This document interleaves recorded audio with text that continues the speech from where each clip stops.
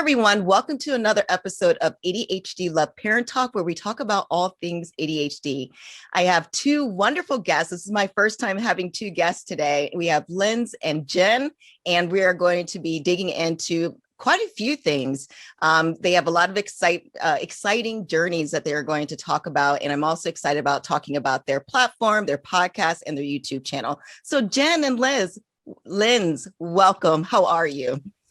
We are good. Hi, Yakini. Thank you so much for having us on. Yeah, Absolutely. We are so excited to talk to you. Yeah. Well, I am so excited you are here. So both of you, introduce yourself and just tell the audience a little bit about each one of you. All right. Well, I am Lindz, and Jenn and I are the creators and founders of the Mindset Moms.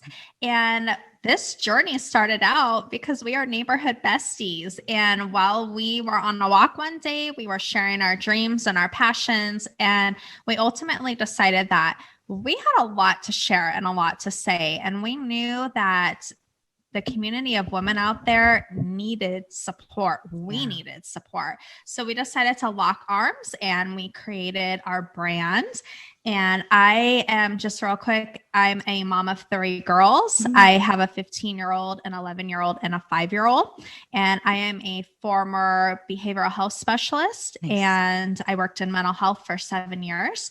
And then after that, I decided to substitute teach for a little bit to allow more flexibility to raise my girls.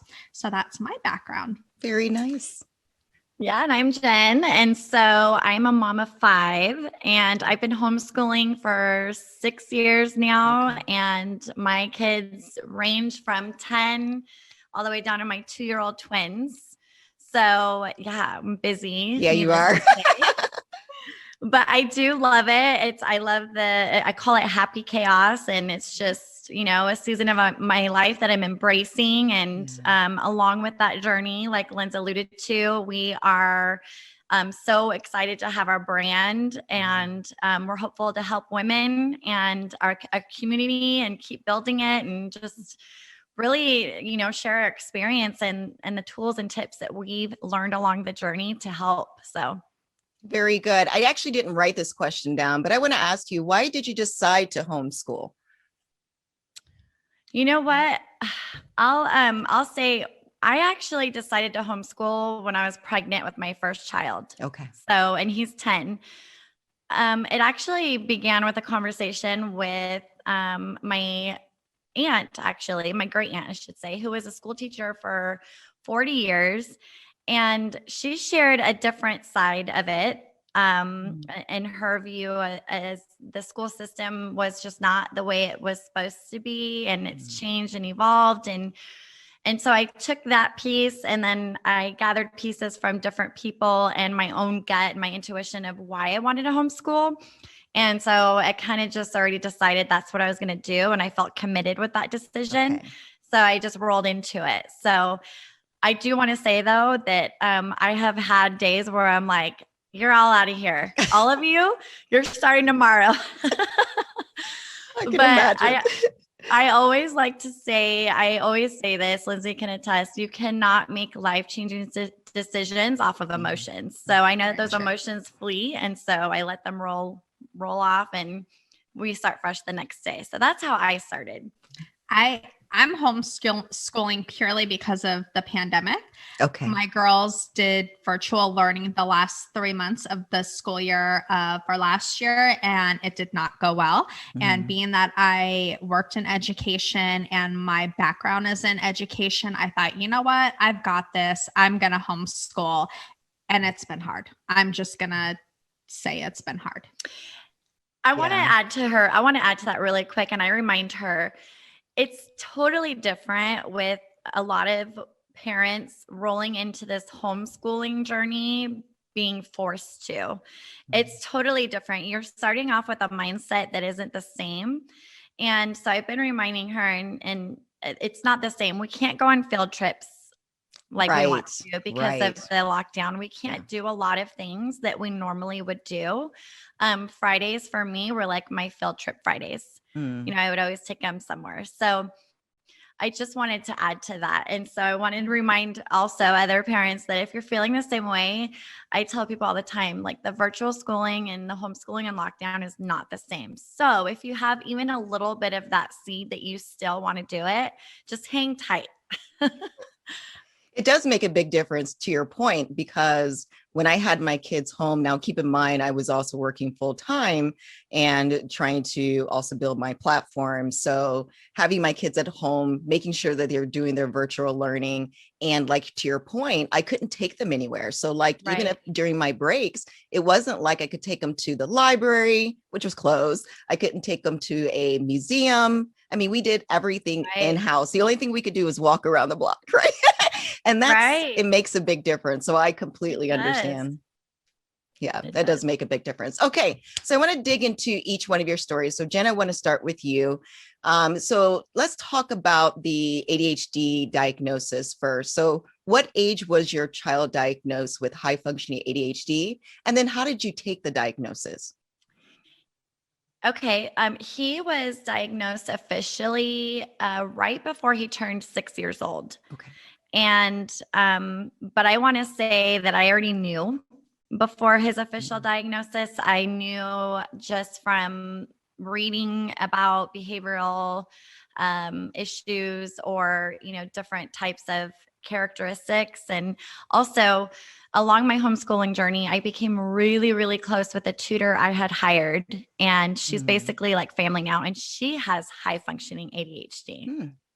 And when she started coming to my home and she said, Mama, Ryder has ADHD, right? And I said, I thought about it. She goes, oh no, he has it. And he has high functioning ADHD. And so she actually went to the doctor's appointments with me. She just became this huge advocate. And I know God placed her in my life for a reason. No doubt in my mind. It just was aligned perfectly. So with that said, when I heard the words from the doctor and he basically said, oh no, I am diagnosing your son with high functioning ADHD. No doubt about it. Okay. It was cumbersome a little bit, but I was a little relieved because I think as a mom, we can all attest that when we know that there's something off, we will go far and beyond and dig up whatever we have to figure out what it is and how we can help. So I did drag my feet in the sand for a while because I'm a hippie at heart and I just didn't really want a diagnosis and I didn't want to go down that whole journey of, there's a possibility of medication and so forth and on. So who I am now as his mom helping him a year ago is totally different. Okay. My eyes have been open to a lot more, avenues that I just wasn't open to before because I just never went to those avenues, if that makes sense.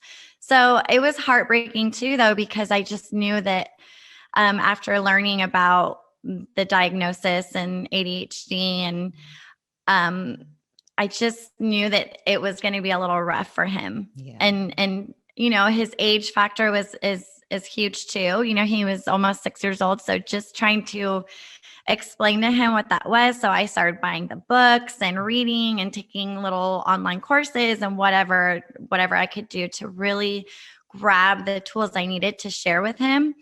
And now today he knows and we talk about it like it's nothing, it's who he is. It's a part of who he is. It's not, I came from being sad and more on the negative side to just basically, accepting it and using what he has as looking at it as a gift. Nice. So, and what he can do to help other people in the long run. So it's still a long journey. I still have days, I know you can attest, I have days where I literally feel like I was put through the ringer. I understand. Mentally, physically, emotionally. I'm still learning and I have a lot more to learn. So that's where we're at today. He is on medication now. Okay. And like I said, I went in kicking and screaming. I understand. I did not want to do it. Yeah. I just really thought that diet and exercise and using tools mentally would help him. But at the end of the day, I understand that it is a chemical imbalance, and it's just a different way of how the brain works. So here we are today. We are in our third round of trial and error with medication. And we are also he is also going to therapy now. And that has been really amazing for him. And he's open to talking about it. You know, I ask him, how do you feel today? What do you think about this medicine? Is it helping you? And he understands, and he's able to know when he's not feeling well and when he's feeling better. So he's been able to talk to me and tell me, I actually really like this kind of medicine. So I think we should keep on this medicine. I'm like, okay, you got it. That's good. No, that is really, really good. So for parents who are struggling, whether they should even go down that path of getting their child diagnosed, one, for stigma. And then, like you said, you had a tipping point where you said, you know what, let's try the medication path just for that whole aspect. What would you say to parents if they're just struggling on those decisions? I have a lot to say, but I think my main points today would be to not feel bad and not feel like it's a bad parenting decision to look for options for your child. I also want to allude to the fact that every child with a diagnosis is different. Every single child it doesn't matter what the diagnosis might be the same, but your child is still an individual and their reactions and symptoms can be different. I would say that you need to reach out to a support group ASAP. ASAP. You, Yakini, have been such like a wealth of knowledge. I was so excited when we found you. I think Lindz found you and I was like, excited. My gosh, give me all of the information. Your story, your journey, all the information you share is so helpful. I can't even just say with words how grateful I am. So I would say you need to reach out to a community and ask for help. Don't feel bad about it. Don't feel ashamed. Don't look at your child like it's it's a huge disability, because I think, I grieved as a mom. I grieved that the child I thought he was going to be was different. So I want to say to accept that grief and go through that grief, and then start to learn who your child is with this diagnosis. Start to get to know your child on a different level. You're going to have to start thinking differently. You're going to really need to educate yourself. There's a huge ideology and there's stigmas on behavior in general with children. So I can only imagine that whole mindset is really hard with dealing with a child with high functioning ADHD. It's hard because you're going to be hearing stuff from many people that, it's not that, it's a behavioral issue. They're doing that on purpose. They're doing that for attention. I want you to block all that out and mute it out and get to know your child, and then listen to your mom heart, because at the end of the day, my mom heart has never been wrong. And God gave us that for a reason. Right. So those are my tips for now. And you just really have to dive in and educate yourself and be open-minded. Nice. Very nice. So you have 5 children, as you said, and one with cerebral palsy. Is that correct? Correct. Spastic cerebral palsy. Okay. So how do you manage your day? I mean, you are homeschooling, you have 5 children, there's a lot going on. How do you manage your day? Well, every day is different, but I will tell you the staples that I use for every day is time blocking, and also making sure that I give myself, I fill my cup in the morning, not just with my coffee, but with my spiritual and emotional and mental time. And so in the morning, I am really big on reading. I read a page of my devotional. I may listen to a podcast while I'm getting ready or cooking breakfast. And then I also make sure that I'm just being quiet and listening to myself and my thoughts, and I pray. So, and use words of affirmation of how I want my day to go and what I'm grateful for. And then I roll into the time blocking. So like I said, day to day is different. My son with cerebral palsy is a different child from just October, November, I would say. He couldn't even walk in October and November. And now that kid is running everywhere. That is okay. awesome. So he has really surprised us all and has made leaps and bounds of like recovery and healing. And that's not to say that it's still, has extra stress and task on my day, but it's made a big difference. And at the end of the day, I think what I tell other moms or friends that are struggling is that, when someone asks me how you do it, you just do it. You don't really have a choice not to do it. You do, but you're not going to get anywhere, and you're not going to feel fulfilled or, be the parent or role that you want to be. So those two things that I do, the time blocking and then making sure that I fill my cup in the morning, has been my saving grace. If I didn't have those two tools and utilize those two things, then I would be a hot mess. A hot mess, because it's like trying to go, I don't know. I don't even know an analogy that would make sense. It's like trying to go literally chase around toddlers in a soccer field and decide which one you're going to get first. You got one going into the street, going, into the woods, and one going over here. Like, who do you get? That's what my day would look like if I didn't do those two things. And it may still look like that, but I'm at least a little more. It's like organized chaos, right? Organized, yes. So I have to be organized, time blocking, and fill my cup. So that's how I manage my day. Very good. Very good. So thank you, Jenn. So Lindz, you have a child that's not diagnosed with ADHD, but you are still struggling with behavior issues. Is that correct? Oh, yes. Okay. So what does some of that look like, just so the audience can understand? Okay. So I want to preface this by saying my husband has high functioning ADHD. So Jenn can attest to this. He does. And so my husband and I have been together since high school. So we're talking like 20 years. And so I've learned inadvertently how to manage his behaviors and deal with his tendencies. And so I've always known that there was a possibility that any one of my 3 children could inherit that gene. And my middle child, who's 11, definitely has some trouble with focusing, but she doesn't have the hyperactivity behavioral component. Now, my youngest child, who is 5, does. And this last year has really stretched me thin. Her behaviors, and I'll go into what some of those are, her behaviors have challenged me in a way that I think that's why I found you, to be honest, because I'm a fixer and a researcher, and I love the Instagram community. And when I found you, I was like, yes, I needed all of your tips and tricks. So my 5-year-old, and this is really hard, and I hope that anybody who is listening, maybe this helps, because prior to us being home all the time, I never saw any of these behaviors. So I'm really having a hard time struggling with, is this because my child is not getting stimulated and is not socializing with new faces?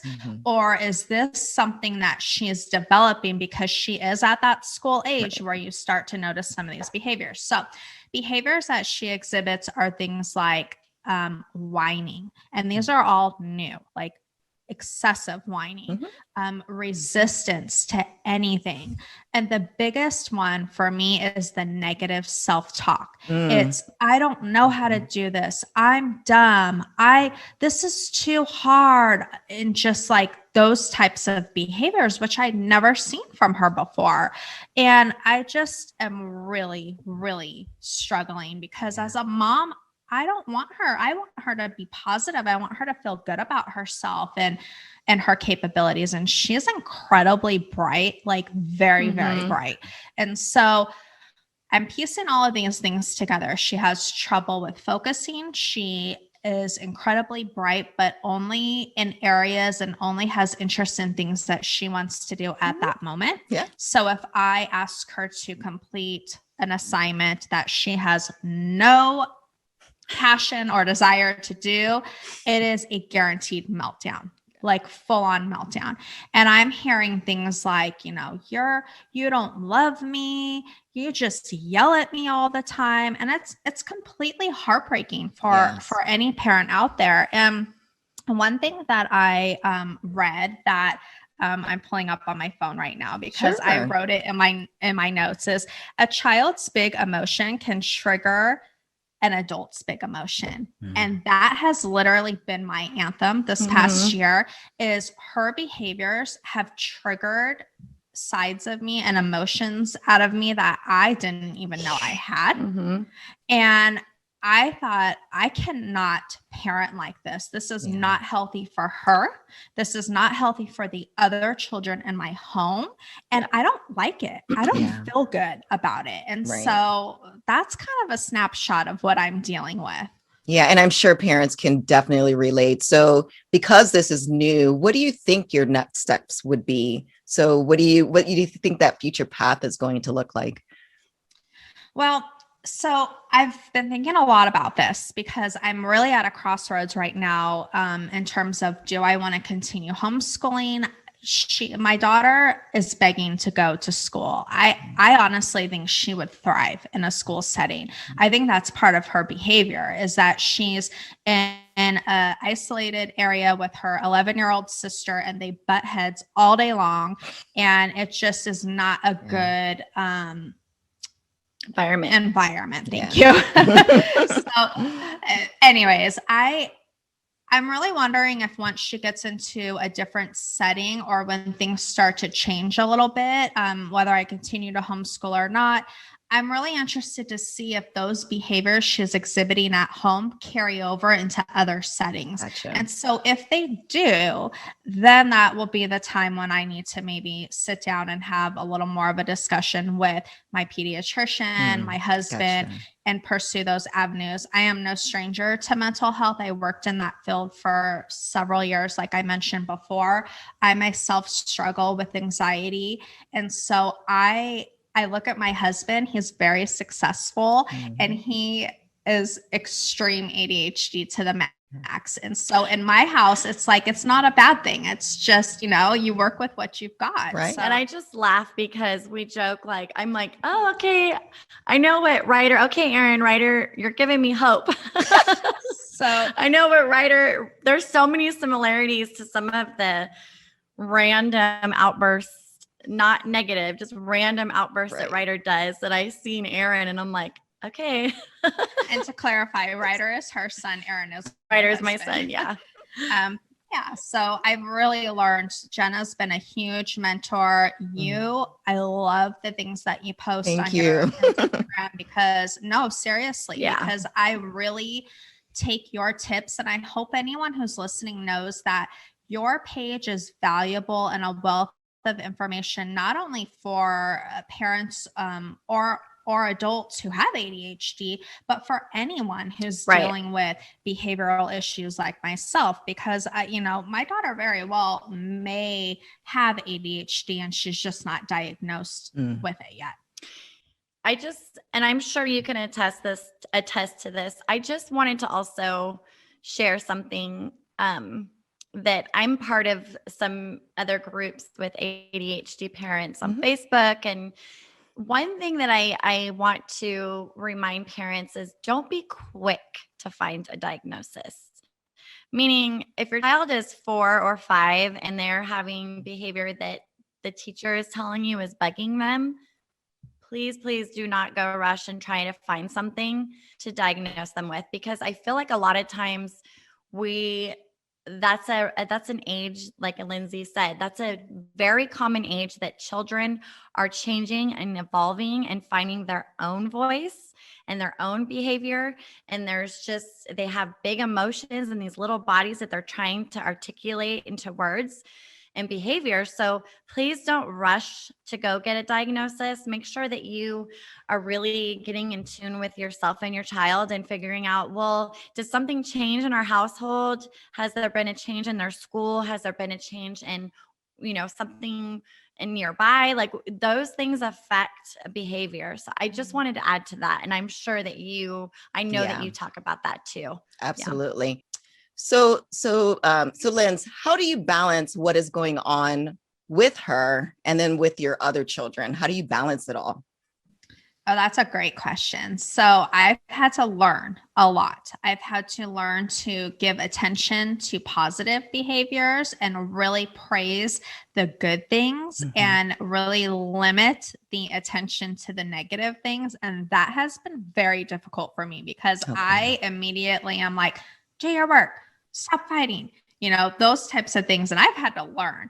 And like I mentioned earlier, my 5-year-old and my 11-year-old, oh my goodness, they butt heads like there is no tomorrow. And honestly, it's been very difficult to manage.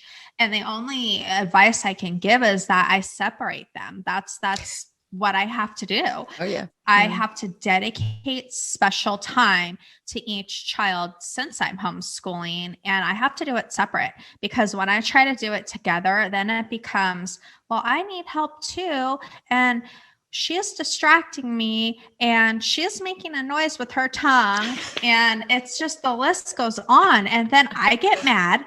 So then then my emotions start building, and then it's like a volcano, you need to be quiet. You need to do your work. So I separate. I don't have any like fancy answer other than I am really trying to praise. I'm looking right now at my whiteboard. We're in my schoolroom and I literally have a behavioral chart written on my whiteboard, and it's for my 5-year-old. And I basically, every time she does something positive, she gets a positive mark, and we have an incentive. And my middle daughter, who's 11, I don't use that type of reward system for her, but she has rewards in other ways. She has a phone and she has like video games that she likes to play. So it's basically the reward system and separating when they are just at each other's throats. Yeah. And people don't realize that is a really good method. I mean, so I had to do the same thing with my children also. And they tend to butt heads. They are 2 years, 2 weeks apart, very similar personalities. Both are A-type, and they just get on each other's nerves. It is what it is. So a lot of times I had to separate them. Now, slowly but surely, they are getting a lot better being in each other's space. So there is hope, but that took therapy. It took, trying different things.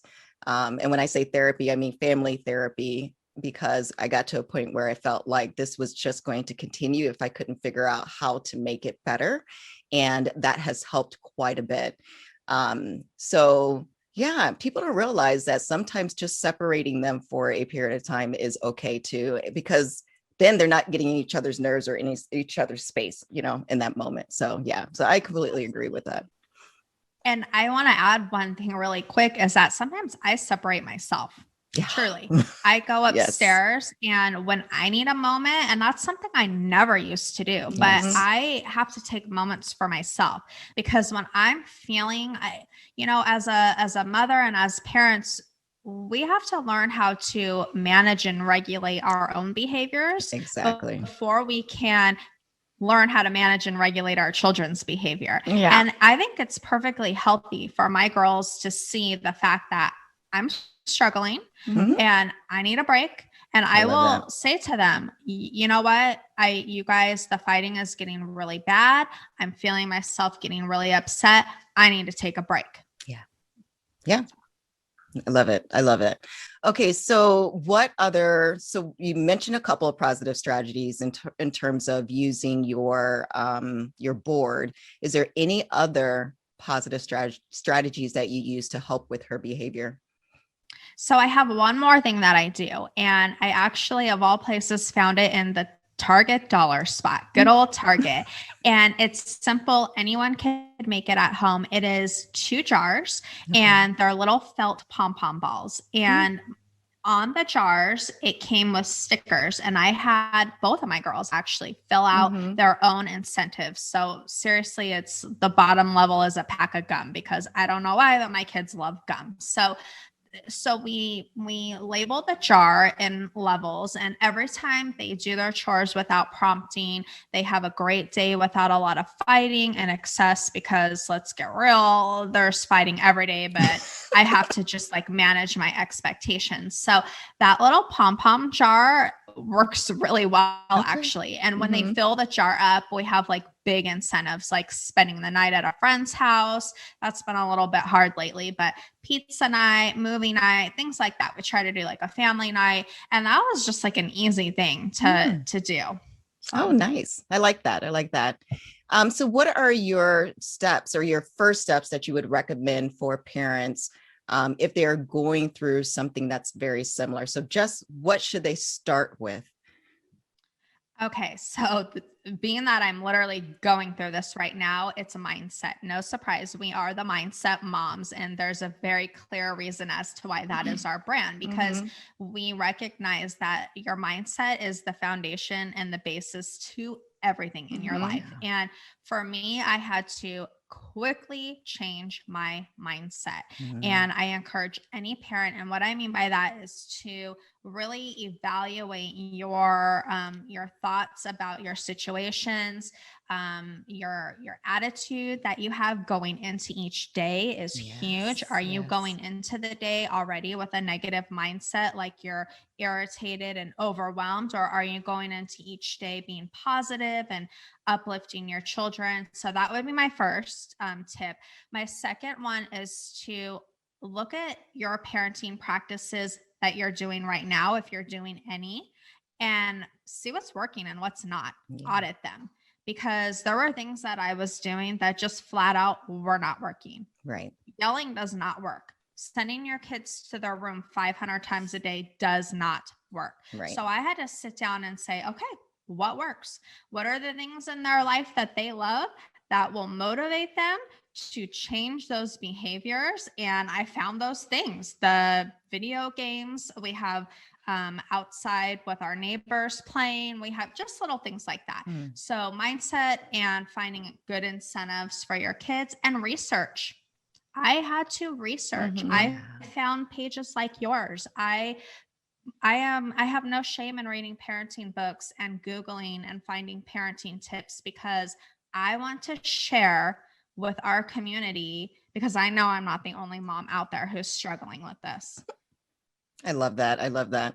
So for you, do you also have any tips just in general in terms of what are the first steps to, if they found out their child has ADHD or any other type of situation that's going on, what would be that first step for you in your mind? Well, if my child was diagnosed by a doctor and it was like a on paper type of a thing, honestly, my first thing is making sure I'm on the same page with my significant other. I think that's a huge thing. Especially since my husband has those tendencies already. His outlook is more like, well, I figured out how to manage my emotions. They just need to figure it out.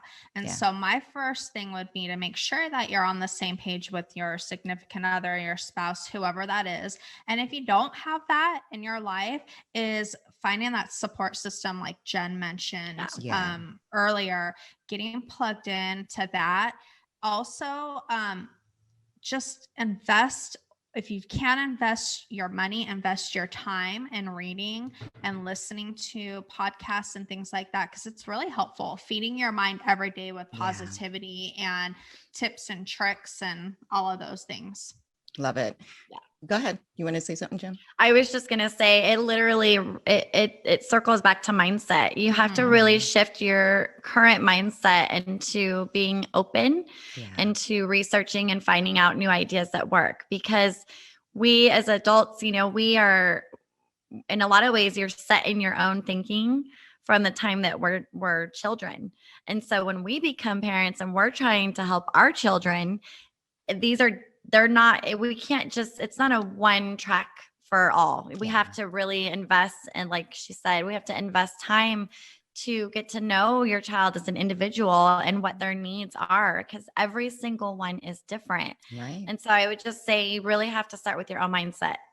that you're ready to change, that you're open-minded, that you're ready to invest the time and money if you have to help this child, because just slapping a label or diagnosis and then giving medication it's not the answer. Correct. There's so much more to the whole idea.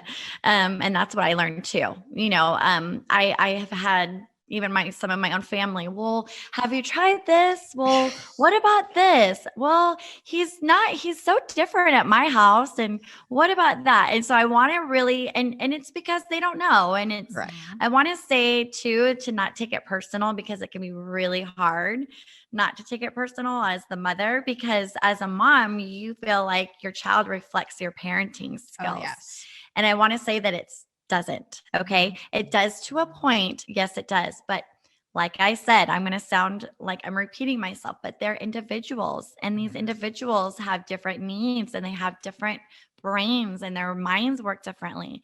So I just want to remind the parents listening that it's okay to feel frustrated, but you don't have to listen to every single person talking to you from, your family dinner or visiting with relatives, because a lot of times that's their way of communicating with you and just a casual conversation. Mhm. And a lot of times they don't really know how much it affects you with saying things like that. So I just really want to say, just get ready to put a guard up per se, because it's going to take a while for you to find that strength with your mindset to help your child and find that peace that nothing anyone says is going to influence you to change your mind of what you're doing. Because once you find out what your child needs, we all know that as mothers, we will do whatever it takes to get there. Yeah.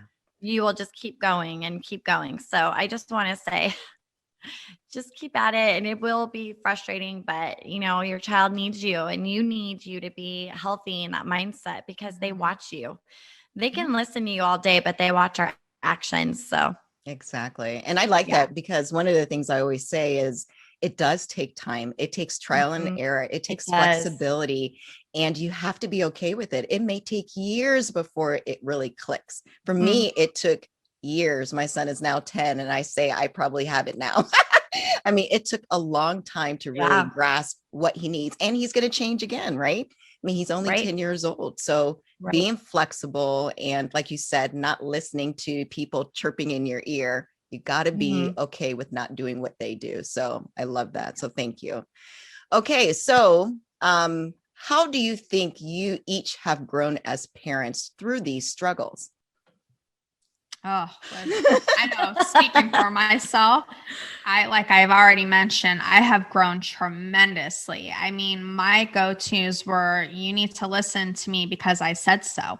That was how I parented. Right. Because I'm the parent and I'm telling you to do that. So you need to listen. And so now I've really shifted it into, okay, that is not working. So it's just a whole new arena, right? She's done a 180 with her approach on a lot of things, and it's been so incredible. It's been so incredible for me to be a part of that journey with her and watch her. Not to say that anything she was doing before was wrong. It just wasn't working for her and her approach with the family. And I've even heard her daughters make comments like, that are positive, mentioning her parenting and just the relationship that she has with her daughters now. It just really makes you change as a person, and it builds a relationship that's more of just rules and regulations. Because I think from our era, it's, that saying just drives me freaking crazy, by the way. Well, my parents did this and I turned out okay. No, you didn't. No, you didn't turn out okay. And if anyone says that, then you need to have a self-evaluation, because most chances are, no, you're not okay. And I'm not saying that like to really ruffle any feathers. I'm just being real. It takes a lot to humble yourself.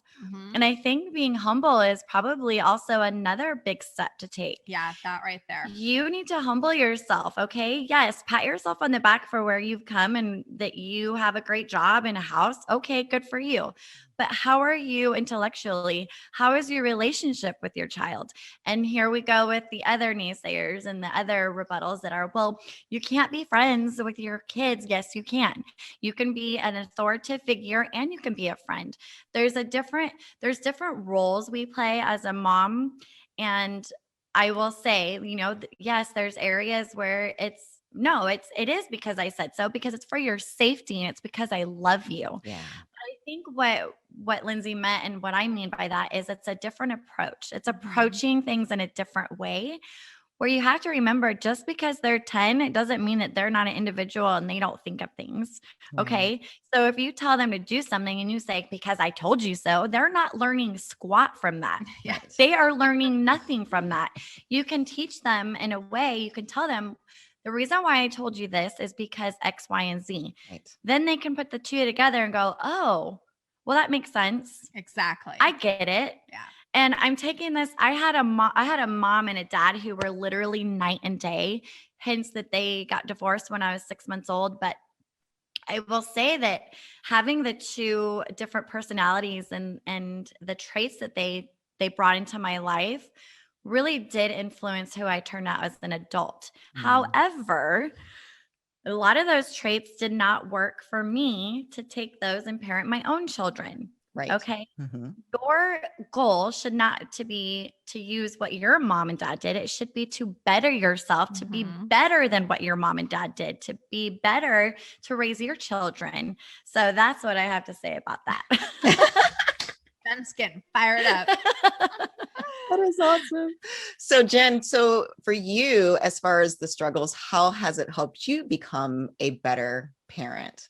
Oh, well, I will say, I say that with that oof, because there's some days where I have to humble myself like 50 times a day because it's true. I have my husband home full time right now. I just want to say that. And it's a blessing, but it's also hard because we are both Geminis. I don't know if anyone believes in astrology. I do to a point, but just to mention our characteristics and our personalities, that it can be rough because, I have built my routine and my ways with my kids, and then he comes in and wants to take over. And I'm like, you better back on up because this is my area. So that's where I've had to humble myself with my children and with my role as a wife. And so I would say that I have learned a lot of patience, more patient. I thought I was really patient before, but I have learned a whole new level of patience. And with that, it's literally mindset. I have learned how to de-escalate myself. I used to get escalated quickly with certain scenarios. Like I said, I could be really patient in one area, and then there was other areas where I could go to 0 to 60 in a hot minute. And when I would do that, I would just go to the other room. Yeah. But what I've learned actually in this past year is that I have the power to choose my reactions. I get to choose how I react, not my brain. So that's where it comes in with the mindset play. It's literally exercise, and it's literally talking to yourself every day. It really is. Yeah. It's exercising these thoughts and attaching them to emotions so that your reaction is the way you want it to be in a healthy way. Love it. Love it. Yeah. And then how do you get some time for yourself? So Lindz, you mentioned, stilling away, just getting away for that 10, 15 minutes of time for yourself, but just in general, how do you get time for yourself to reset, to do some self-care? Oh, we are huge advocates of self-care. If you pop on over to our Instagram, The Mindset Moms, you will see a lot of self-care tips on our feed, because we know how important it is, like Jenn said earlier, to make sure our cups are filled. So some areas of self-care are, for me, I try to walk in the mornings, every morning. Jenn and I both share our morning routine. It is sacred for both of us. Yeah. I get up before my kids to start my day with some quiet. I also love listening to podcasts, like while I'm driving or taking a shower. I sneak my self-care in all day long. Okay. And I don't mean sneak like it's a bad thing, but what I mean is that self-care doesn't have to be an hour-long massage once a month.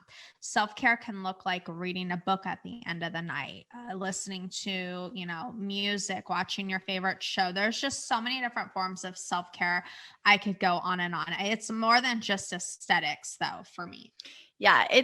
You need to plan it in your day. Yes. So like we said, we're really big on routines and time blocking, and you literally need to put it into your day and not feel bad about it.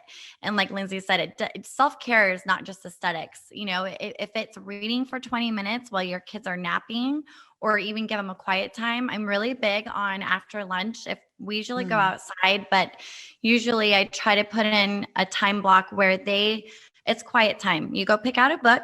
All of them. You pick out a book and you're in your room, and I put some music on and a timer on. You're in that room with your book and quiet time until that timer goes off. And that's something I started implementing a couple of years ago, and it's been amazing. So and I get to choose where I want to put that time for my self-care. And it's usually reading or catching up on podcasts, or even just sitting on the couch and not being bothered. And even if it's watching a show, you don't always have to be nonstop on the go all day. I think that's another thing that women struggle with, and moms. You don't always have to be nonstop all day long. And that is part of self-care, is making sure that you take a time out and you really just can be. It's whatever you like. Nice. Love that. And so just to close it up, can you talk about your YouTube channel a little bit more, your podcast? So you talked about how you started it, but just give us some more details around that. So last year, January 2020 was when we decided to embark on this venture. We decided that we were going to build a community to help other moms, and we were going to start a YouTube channel. And our brand previously was called Two Moms, Same Hood, because we live across the street from each other. So that's where the brand started. And we were making YouTube videos basically on mom life, homemaking, homeschooling, just any tips and hacks and tricks, anything that pertained to our life on the day-to-day. And so by the end of December of 2020, about, just a few months ago, we both kind of felt burnt out. We felt like what we were doing and the content we were putting out there just wasn't like where our hearts were. And we are both obsessed with mindset and the brain. And we've both had our share of past traumas and things that we've worked through. And we just kind of decided that we needed to shift gears. And that was where the Mindset Moms kind of came about. So our YouTube videos, that we still have our YouTube channel. It's been a bit on the back burner because we launched our podcast in February. So since January of 2021 is when the Mindset Moms was created. Our podcast was launched. We also have a website on Kajabi where we are gearing up to release courses on mindset and motherhood and how to manage your time and coaching and all the things. So that's kind of where our journey has led us. It didn't start out with mindset. It's been a journey, just that.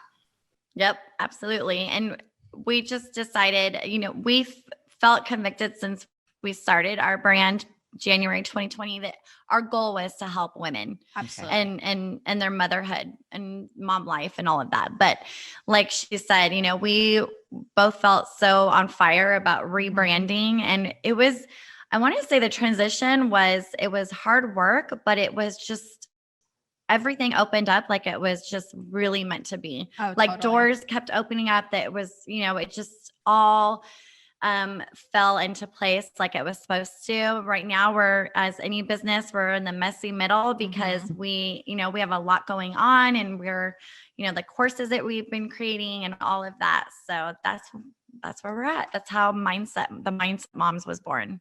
That's really exciting. And I absolutely love your materials. So I haven't had a chance to listen to the podcast yet, but I've combed through some of your videos. That's how I was able to get some of the questions. I mean, they're wonderful videos, very honest, and I just love them.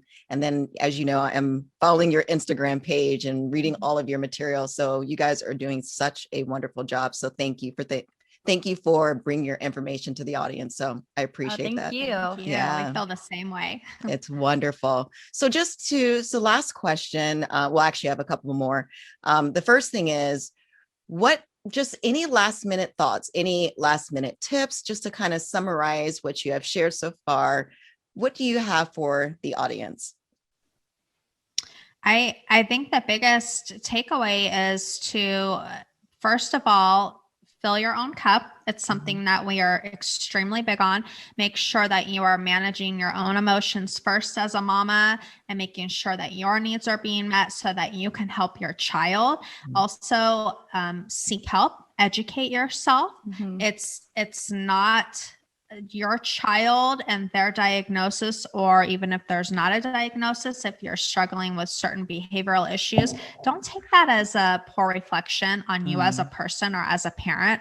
I think that's something I really want to drive home, is that doesn't mean that you failed. It doesn't mean that you're not doing a good job. It just means that you need to pivot and you need to do things differently. Love it. Yeah, she pretty much said it all. I mean, it's at the beginning and the end of the day, it's all about mindset. And you really have to remind yourself that you're doing the best you can. And also, I'm really big on reaching out for help and being part of a community that has tips for you. There's just literally the IG community I think has been such a positive impact on women. Yeah. More so than the negative, I'm going to say, I feel. And, just take the help that you can get and remember that you're not alone. And that's our biggest takeaway too. And why we created our brand is we want you to know that you're not alone. And when you feel like you're not alone, it can be enough to just literally change your life and give you the power to keep going. So that's all I have to say to add to that. Nice. And is there any type of, so you mentioned podcasts, are there any specific podcasts or books or YouTube channels that you have followed that you can, because I'd like to list some of the things that you guys check out. So is there any that you can advise the audience to listen to or watch or read? Yes. So there's one of the books, I believe it's on the top of my head. It's literally called ADHD Parenting, I believe. Okay. I can try to send that to you so you can add it into your notes for the video. And then I have, like I said, just have found pages on Facebook and Instagram, just typing in what it is that I needed help with when I first started my journey with cerebral palsy and ADHD. And then also some of the podcasts that I love for the brain and understanding for me is Dr. Caroline Leaf. Okay.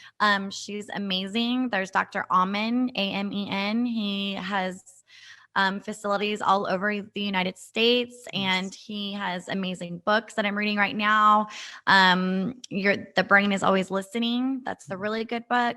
And then also from Dr. Leaf is the what is it? It's mental mess. Yeah, cleaning up your mental mess. Okay. And it basically provides 5 tips to change your brain. It's neurocycling, and it's amazing. Yeah. Because not only can you use it as a mom, but you can use it on your kids. You can use significant others. Highly recommend checking out that book. Nice. Yes, absolutely.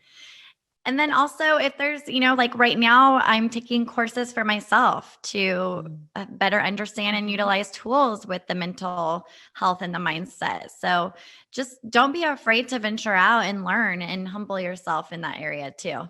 Yeah, we follow, and we did an episode with a fellow Instagrammer, Ashley, of The Modern Parent. Oh, she's amazing. And she's a licensed clinical social worker, and she had just put out a parenting course as well. So honestly, we've connected with a lot of not only professionals, but parents in Instagram. Yeah. Utilize the hashtags, utilize the community. Love it. Yeah, I just want to add to that to your listeners. A lot of times when we're going through things, like Lindsay is new to the journey of homeschooling. She's new to the journey of these different traits and behavioral issues. I'm new to different journeys. A lot of times you want advice from parents who are going through it and who are evolving in situations. I think there might be a little bit of a holdback with some people asking advice from moms because you may not have that license behind your name or those initials. But you know what? I have learned so much from fellow moms going through the experience that I'm going through, and has offered me a wealth of knowledge to utilize and use those tools to apply to my children. So I just wanted to add that. Yes, that's good. And if someone wanted to get a hold of you guys, so you mentioned your website and obviously your Instagram channel or page, can you name everywhere that they can get a hold of you if they have any more questions? We've made it super easy. Yes. We are the Mindset Moms. We are the Mindset Moms on YouTube. We are the Mindset Moms on Instagram. And our website is themindsetmoms.kajabi.com. So basically, if you Google that name, we should come up. And the only thing added on the podcast is literally the Mindset Moms podcast. Yes. Okay. So if you want to find us on the podcast, that's it. You just have to type in the Mindset Moms podcast. Yes. So yeah, Yay. That's how you can find us. And we're really active on most platforms, specifically Instagram, because we've built a really awesome community over there with like-minded women. And yeah, so that's where you can find us. Wonderful. It was great having you two. I'm so excited that you came on. So thank you. Thank you for your time. Thank you for having us. Awesome. All right, everyone, that concludes another episode of ADHD Love Parent Talk. And if you would like more content like this, please do not forget to hit the subscribe button and also hit that notification bell, because every time a video comes out, you will be notified. And if you like this content, please do not forget to hit the like button. All right. Have a wonderful day, everybody. Bye. Bye.